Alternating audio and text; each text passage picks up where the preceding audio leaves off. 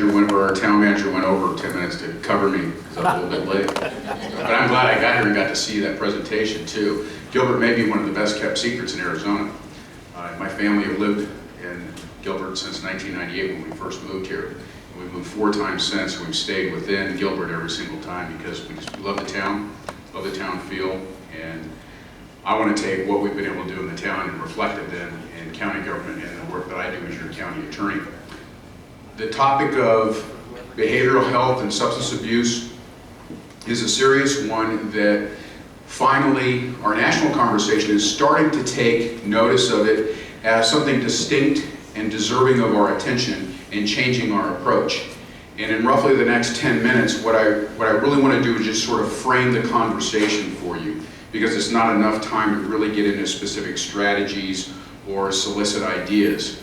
But this community conversation has to go on.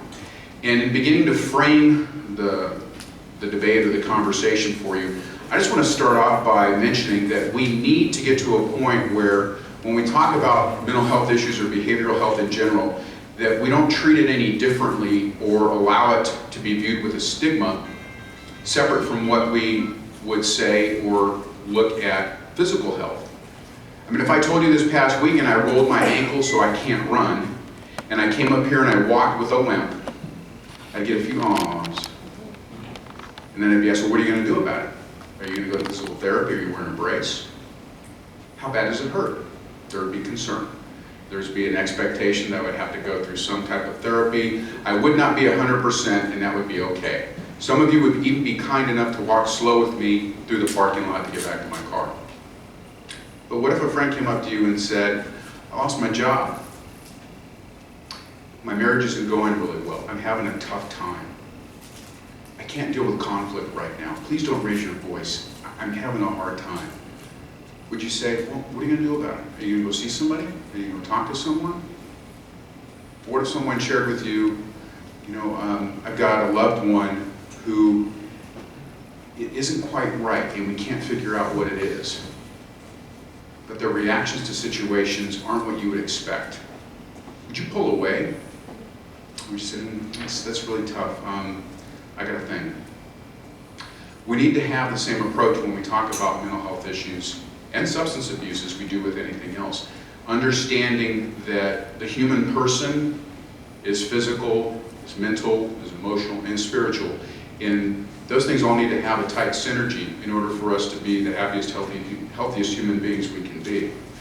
So what does that mean for us as a community? Well, since 1974, about then the U.S. Supreme Court, through one of their rulings, I won't editorialize, in one of their rulings, rejected what had been the basic model for delivering mental health services and said that they have to be delivered to people in the least restrictive means possible, or least restrictive setting. So those big state hospitals where people were sent to who weren't quite right were deemed to be unconstitutional, a violation of a person's right to liberty. Now, that's fine if there was then a response that met the need across the entire continuum of services. And by that I mean we need to have, beginning out in the community, small segue, the criminal justice system is the worst system to provide mental health services. We're all about holding people accountable for their actions and trying to get them to change their ways. But if you have a mental illness that prevents you from being able to understand, or even to have that self-awareness that your behavior is outside of expectations, then how do we possibly accomplish our objective in the criminal justice system? The only thing we're doing then is we are engaging in specific deterrence by incapacitating someone who can't interact with the community. But what if that's exactly what we want them to be able to do? We're not set up to do that job well. So what would good look like? I don't know. I don't have the experience to be able to say from a first-person perspective, this is what good looks like. So again, with all the different community meetings that I've been a part of, going on now almost 5 years of service, I've thrown it back to those who are consumers of mental health, behavioral health, or substance abuse issues, or have a family member who is. And I tell them, you tell me what you need, and I'll work with you to try to push those services out of the criminal justice system and into the community. and then advocate for other things that we should be doing. Now, should that be done by the state, by the county, or by the town? I don't know either. That's got to be part of this conversation. Recognizing it first, though, is critical. That entire continuum of services should be something as minimal as being able to go get counseling assistance and help and early diagnosis of mental health issues and substance abuse before it becomes a full-blown issue that manifests itself in ways that result in negative consequences for the individual, for the family, and for the community. So that would probably be the least level of intervention on one end of the continuum. And then as you travel across it, then you may have instances in which somebody regularly meets with a counselor, regularly checks in with a mental health professional, regularly then checks in for substance abuse treatment in an outpatient setting, and then that might move to an inpatient setting. And there's a continuum there too. It can simply be inpatient in the evenings, and then during the day, they're out and about as part of the course of their treatment. Up until the point when, and unfortunately we've had tragic incidents just within our own county in the last couple of months, where someone represents a distinct threat to themselves or others, their liberty must be restricted, but still within a therapeutic environment with constant supervision, constant management.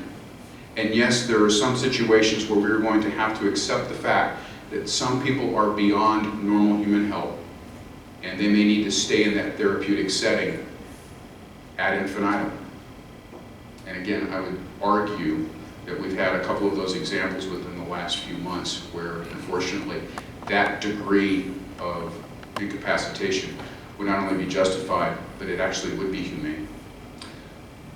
We need, though, then, when we talk about this, to also accept the fact that some of these issues are community-based. Some of these issues could very well be addressed by the faith community, too. I have a JD, not an MD. I didn't go to grad school long enough, so I'm not presuming to know all the answers. But I know for a lot of people, shortcomings in their spiritual life manifest then shortcomings in the interpersonal relationships they have with others. And since this is an interfaith meeting too, I would encourage all pastors, priests, fill in the blank, to continually encourage people too, to check in with themselves, their relationships with others, and seek help early on, whether through a mentor, prayer partner, what have you. That's where issues, if they don't get addressed, then can spiral out of control, and from that point forward, then starts to manifest in substance abuse issues. We also have the problem of co-occurrence of problems that people may have. Self-medication or behavioral problems manifest as a result of substance abuse. And that's not always an excuse for behavior either, because we're still responsible for the exercise of our free will. But that's a whole other dimension too, that if we get a model right of the delivery of mental health services, not only will we have a more robust and healthy population, but Chief Dorn and I will also have a lot less to deal with on the other end. So there's a little pitch there too for criminal justice system. If we start getting this right and push services out of the criminal justice system in the community, I think we'll have more vibrant communities and we'll have fewer problems in that regard. And then we can stay focused on other issues that are of immediate and general concern. I think I've got a couple minutes left. Are there any questions? I went through that fast. By no means illustrates the problem. Yes, ma'am. I'm just wondering, are you considering people of all ages, like high school students as well as adults? Oh, absolutely. That's got to be part of that entire continuum. There are some conditions, given the important caveat, JD, not MD, that start to manifest in high school. You know, by the way, since I've still got some time, the THC concentrations in marijuana that we have today, and these are objective medical studies from other countries, Europe as well as in North America and New Zealand, we are seeing greater and greater instances of early onset of psychosis in teens who are chronic users of marijuana. And that is causing huge issues too. Because when you talk about co-occurrence, do we have a criminal issue because somebody is engaged in criminal conduct as a result of behavioral problems? Or is it a mental issue? Or is it something that can be treated solely as substance abuse? But that entire continuum has to include high schools too. We've seen an increase in the last several years with teen suicides across the country.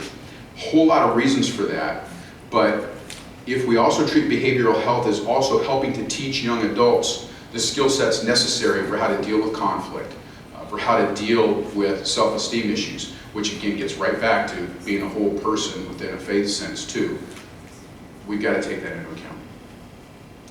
Any other questions? Yes, sir. One comment, Bill. Good to see you. As a faith leader, I would share my experience of Dallas, Texas. Chris Luna, who was the council member, said that as soon as this Hare Krishna community has been established in downtown Dallas, crime rate has gone down by 68% almost. So with 32% crime rate, something like that was there. Reason is, as a faith leader, I can say we have 4 cardinal rules. And I'm not going to shock you, I'm not going to discuss it, but very simply, I represent also GOSHALA. Read my back. This is a quote by Paul McCartney. So we believe in vegetarianism. No meat eating. Why? Meat eating promotes killing. Second cardinal rule, no drinking. Not even tea, not even coffee. Why? This is addictive and this is addictive and it makes your brain lose it. So no question of wine and tea. Third cardinal rule is no gambling and also no lottery. And fourth and final is no illicit sex. So with these 4 basic principles, we increase our spirituality. So I have mentioned you the experience of Councilman Chris Luna from Dallas, Texas. He said these people who are living here, they belong to 26 countries. The community consists of 80 houses, 26 countries. So they said crime rate has gone down. So that's all I can share. Lastly, I'm very proud to be in Gilbert. It's neighboring city of Chandler. Gilbert is a golden rule town, right? Yes. Give a big hand to Mayor Lewis. Thank you.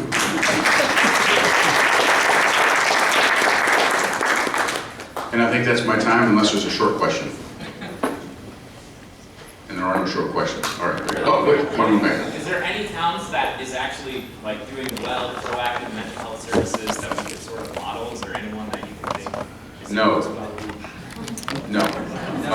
In fact, that's usually one of the questions that comes up in any of the community forums that I've participated in. Can we point to any place in the United States that has this right? No. No one has this right, which is why I'm saying that we're finally getting the national conversation to start to move in that direction. One of the commonalities in all of the mass acts of violence that we've seen over the last several years has been a very strong component of behavioral health issues and some significant failures and gaps in the delivery of mental health services, whether it's from a diagnostic point of view all the way up to the provision of services. So we can be the first. All right. Thank you very much.